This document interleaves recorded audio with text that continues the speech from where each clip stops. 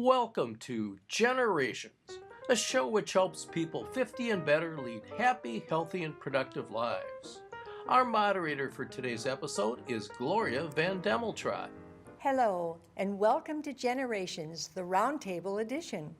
I'm Gloria Van Demeltrot, and co-hosting today with me are Nadia Giordano. Hello, Nadia, welcome. Hi, Gloria. I'm happy to be here with you today. Great. And we have Karen Rysett. Welcome, Yes. Karen. Thank you. Good to be here. Oh, great.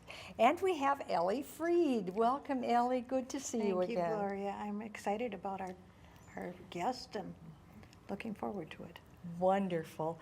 And our special guest today is Lois Libby Juster. Welcome, Lois. We're so happy to have you with us. And I'm so happy to be here. It's a delight to be with you. Wonderful.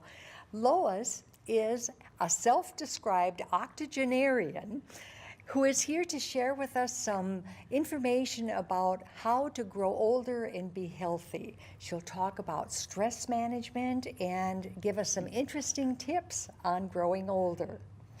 How about starting? Lois, we're all interested in living a better life. Can you tell us, please, how you got into this and how you decided to deal with this sort of thing? Well, I would say that my life just simply unfolded and led me to where I am today. Started when I was born, and I always was interested in, even as a little child, in how things worked within ourselves, and what would make life better.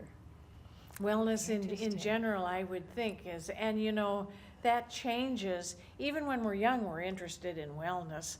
And then as we get a little bit older, we notice the differences, even as young people, don't we, in the decades. And then, you know, you get up to 50, 60, and I know I've noticed some changes recently.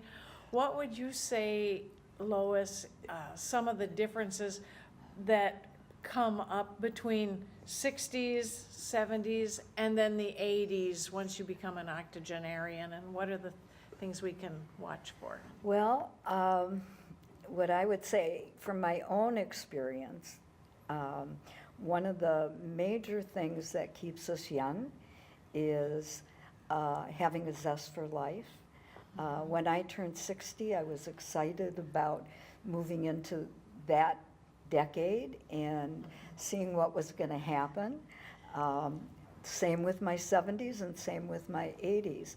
Having friends of all ages keeps us younger, and really taking risks and being involved with life, whatever that may be. You know, I just thought of something about being, let's say, an octogenarian, as my mother is, although she's almost 90. She's turning 90 next month, so she's a little ahead of you. But the thing I noticed over this last decade is she plants trees. She's interested in the world around her, but she plants trees. These are trees. There's a famous philosopher, and I can't think of who it is, who talks about the person who plants a tree whose shadow they will never sit in and enjoy. And it's the thing I notice about her. She plants trees. Every year she plants trees. And I find that fascinating. Yeah. I do too. Very, I think that's very wonderful. interesting. Yeah. Very interesting. Because as we get older, at least our generations looked at aging as slowing down rather than ramping up. And what I find for myself is, although my body is slowing me down, that I am ramping up. How interesting. Tell us a little bit more about this ramping up and in ages and different situations as you're getting older. I had when I was in my 70s, I've been quite healthy most of my life. Had aches and pains and, you know, regular things, but mostly I've been able to ignore them because my philosophy has always been just do it anyway. And in my 70s, I think 70, must have been 78. I had some heart issues, and then I also discovered out of that some immune issues, and so I was quite debilitated for about 3 months and could not do very much. And the things that got me through that were, number one, I didn't lose my sense of humor. I watched a lot of funny movies. I didn't take everything that was happening to me so seriously, and I also would fall apart a lot. So I allowed myself to experience the experience I was going through and not lose that positiveness. And also, when I was scared, and needed to also allow myself to express that. And at the age of, I was not quite 79 yet, I went on a trip to Peru, and I almost gave my cardiologist a heart attack when he found out I went. And I hiked, and it was just this allowing myself to risk living in a way that I didn't give up my spirit. Oh, how wonderfully said. Thank you for talking about a sense of humor. My husband and I are aging, as we all are. If we're here on this earth, we are aging, right? Absolutely. But a sense of humor is so important to laugh at ourselves, our situations, or what's around us. But thank you for also saying that you allowed yourself to experience the seriousness of your illness or your inability, disability at that time. That's very well said and very true. And the shift between 70 and 80 is that I think more about the changes that are going on in my body. I've been in my 80s now for 3 years, so I'm 83, and I've noticed more issues that make some things more difficult to do. And I just go, oh, well, I'm gonna do it anyway. I don't hike as far as I used to, but I still hike. I haven't been on my bike yet. Spring is here. I'm gonna get out on my bike and see how I do, but still planning on doing all the things that I've done in the past, but I may not be able to do them quite as fully as I did before. You know, I have a question because I saw in your biography that you were a yoga teacher. Yes. And had studied meditation, all of which you did quite seriously for a while, I believe. Yes. And I'm a yoga practitioner, and I've been doing it for 27 years. Now, I've gotten from regular yoga to gentle yoga, and even another chair yoga class. So I've changed as I've aged, Yes. but I'll never give up my yoga. And I just wonder, are you still doing yoga and meditation? I do not in the same way that I used to. I taught yoga back in the 70s when it was very weird to be a yoga teacher. I became a certified yoga instructor in 1974 and taught meditation and hatha yoga and dream, all of the different yoga practices. And at some point, I moved to do other things, but I've never lost that discipline of yoga. I can't do a lot of the things I did. Sure. But I can still do a lot. And as you say, you move to chair yoga if you need to. And it's a lot harder than it looks Oh, yeah. like. Oh, yes. I found it very strenuous to hold some of those positions, and I was much of a beginner and never got past that point, but harder than it looks. It is. But I think the mindfulness is like an attitude you probably carry through everything that you're doing then, that you're really Yes. aware. As much as I can be, except for the times when I'm out to lunch, of course. That brings me to a question about attitude. How does one maintain an attitude or a mind-body connection, or however we want to describe that? How does one keep that good attitude in light of body changes and aging, things that happen, aches and pains? How do you keep that attitude that we're talking about? Well, it's a practice, and it takes practice, and it doesn't always come easily. And I would say that one of the best ways is to not listen to what goes on up here, because we have all these kinds of The negative messages, tapes. and we believe they're true, and we listen to them, and that brings us down. So getting that what we're thinking up here may not be true, and asking, is that really true? Really helps to keep a more positive attitude. And one of the things I know is if you're laughing, you can't be up here. So having that sense of humor, enjoying things, looking for the things that really bring you up rather than pull you down, I think is really important. And when we quit listening to all the chatter in here, never goes away. Never. I'm 83, it has not gone away. But there is a bit higher mind than our little brain, chatter that we want to tune into.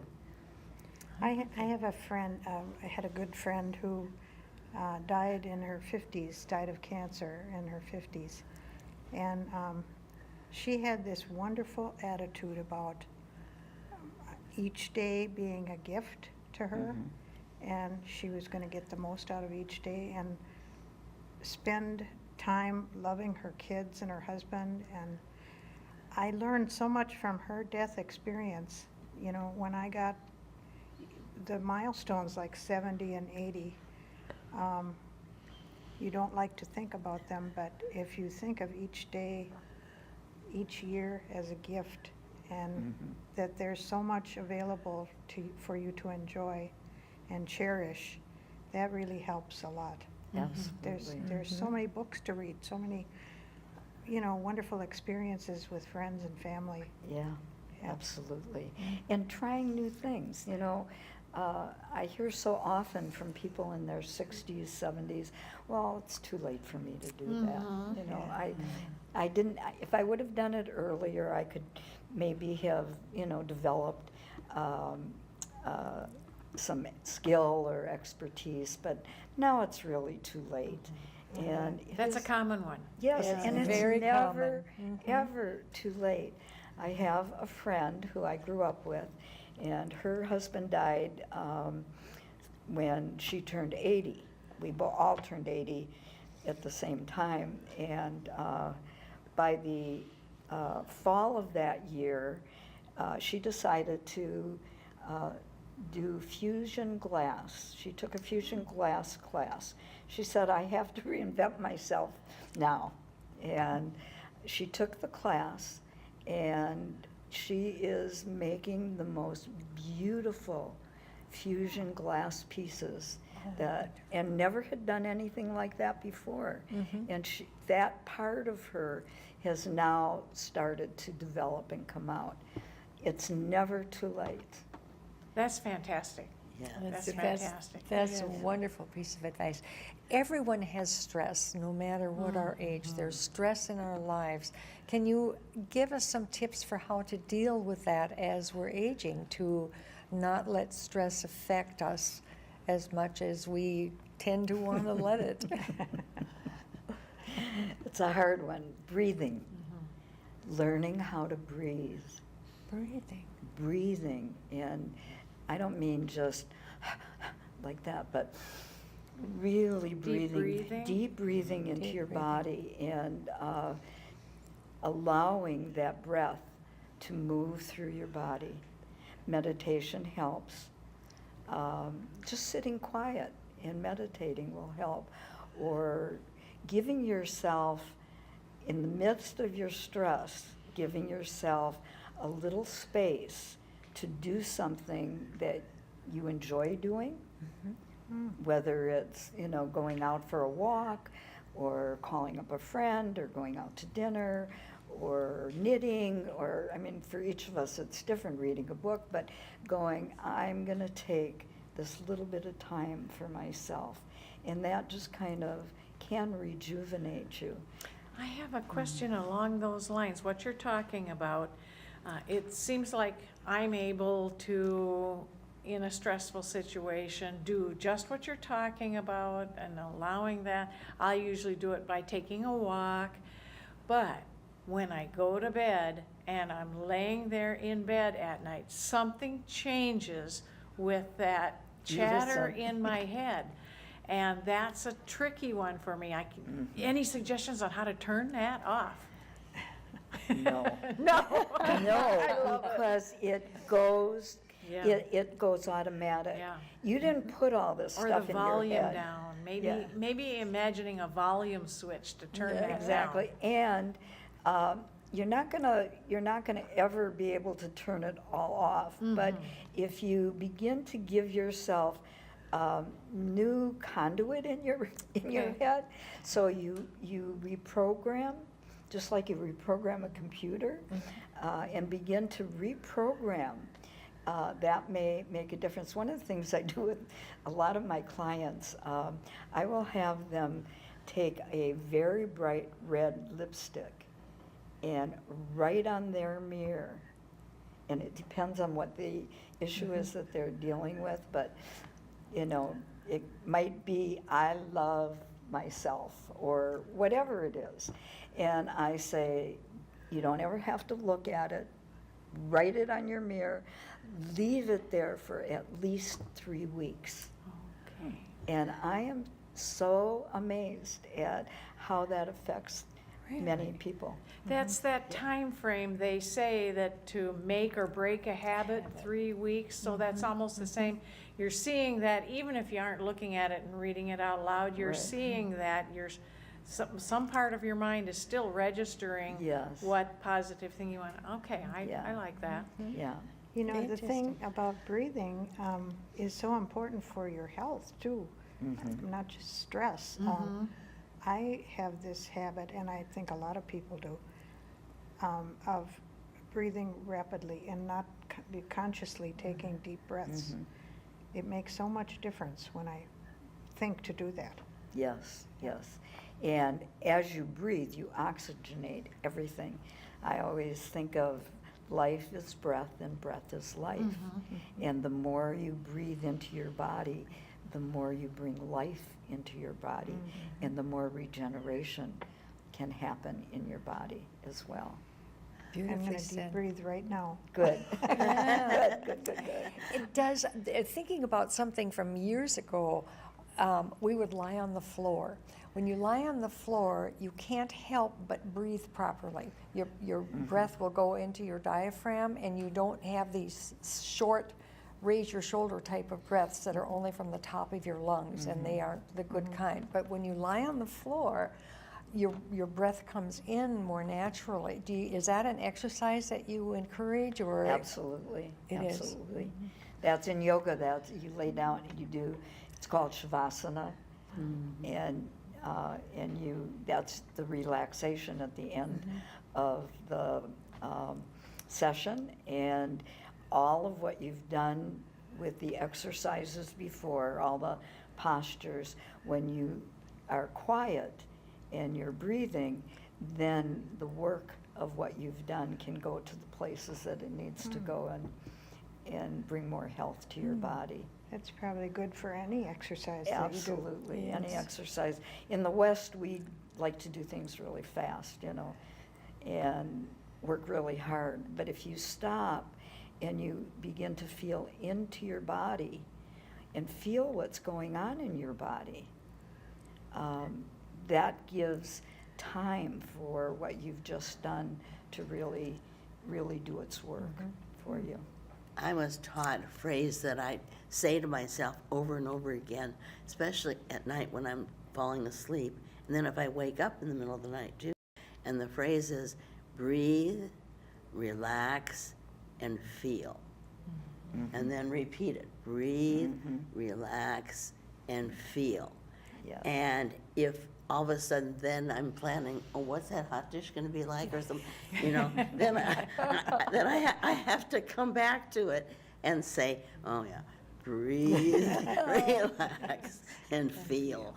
I want to say one other thing, just moving backwards, back to the question about stress, is that we don't give ourselves permission to be stressed. So if you're That's experiencing stress, you immediately go to, I'm doing it wrong, this shouldn't be happening We feel this guilty way. for feeling it. Yes, feel guilty for feeling it. And so what I would say also is allow yourself the privilege of being stressed and go, I'm stressed right now. Imagine that. And it's okay. And it's okay. All right. Oh, Yeah. And it will pass. yeah. And it will Yeah. pass. This too will pass. Nothing is permanent. Let's talk about physical limitations. There are going to be physical limitations the older we get. Many of my friends are getting their joints replaced and all kinds of things are happening. So how do we stay healthy and in light of physical limitations as we're getting older? Okay, so we collapse physical limitations and health as if they're one thing. They're different.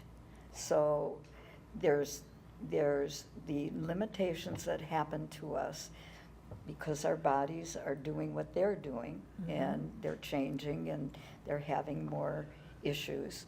And then there's health.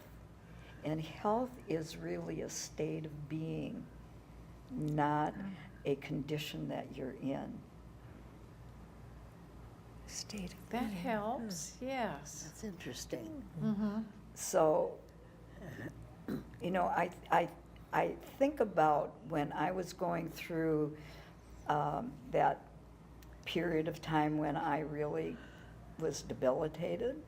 I had all kinds of physical limitations and didn't know if I was ever going to regain the well-being of my body in the same way that I had it before. And what I would say to myself and what I really got to experience was that my well-being and my health is more than just what's happening to my body. It is all of me. And so how do I live with this experience and the awe and the wonder of what's happening in this experience? And sometimes you're going to hate it and want to curse at it, but that's also part of it. So how do I live with that and still have the quality of life that, and the meaning of life that really feeds me and makes me feel alive and like I'm a contributing person in the world? And I think of when people are dying and they are still alive and they are still contributing and they are still living, and even though their bodies are deteriorating, the quality of their life can be there. Anyway. Talk to us about the importance of balance. Oh, I know yes. in my exercising, balance is Physical harder and balance. harder. Standing on one foot, oh boy, is that Yeah. tough. It is. And so what I say is use props. Use props. Keep working on your balance because we really need it as we get older. We we fall easily. We don't want to fall. And we do not want to fall. That is totally a no-no. If you can help it, you do not want to fall. I no longer, I was always a monkey, and I would climb up on my countertops, and I'm short, so I couldn't reach the top of the cabinets, and so I'd climb up there and I'd get stuff down.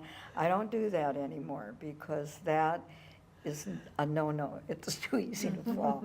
So we need to always work on balance. What are some things we can do to help that? You can stand on one foot. I do that one. I mean, there's so many things. If you're doing yoga, the yoga postures are also always have an element of balance in them.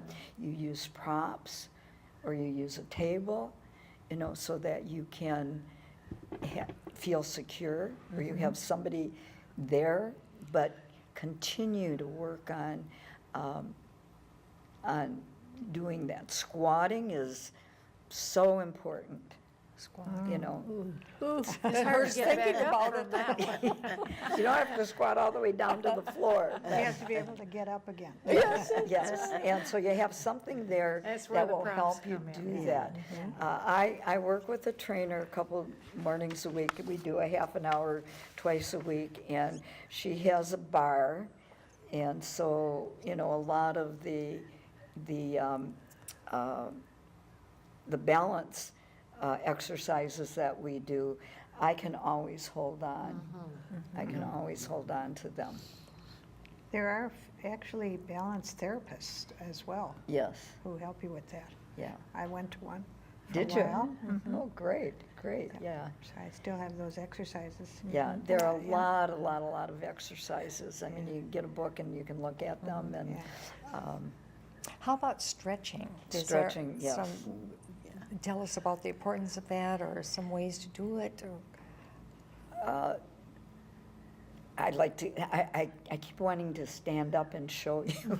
It's easier to do that than it is to talk about it. But yes, stretching is extremely important because our bodies need, the muscles need to stretch, the tendons need to stretch, everything needs to stretch out. So, I mean, just simple things like, you know, stretching up, you know, stretching side, you know, twisting. great. All of that, Great. you know.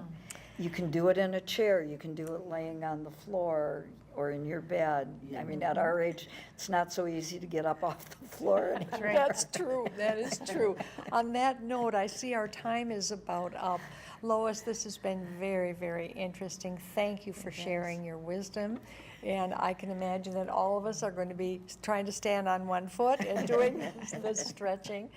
Thank you, Nadia, Karen, and Ellie, for helping us with this and learning all this wonderful information. So we appreciate your being with us very much, Lois.